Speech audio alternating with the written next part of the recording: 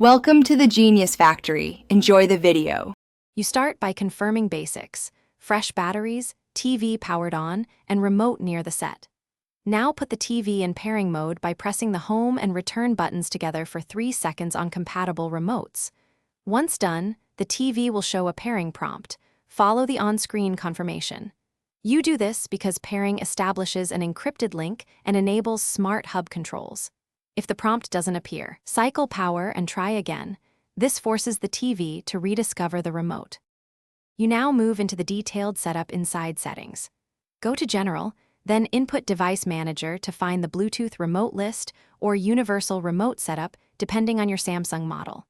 Select your remote from the list and follow prompts to assign functions or enable voice and motion. Make sure to map critical buttons like Source and Tools for quick access. This step matters because different remotes support different profiles. Customizing ensures apps and streaming services respond correctly to your commands. You finish by thoroughly testing navigation, volume, voice commands, and app launches. If something feels laggy, reboot the TV and retest. Reboot often clears stray processes that block input.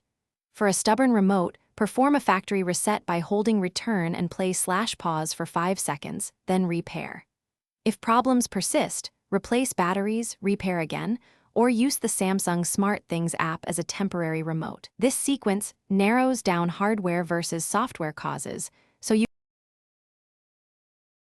Thanks for watching. If you found this helpful, don't forget to like and subscribe.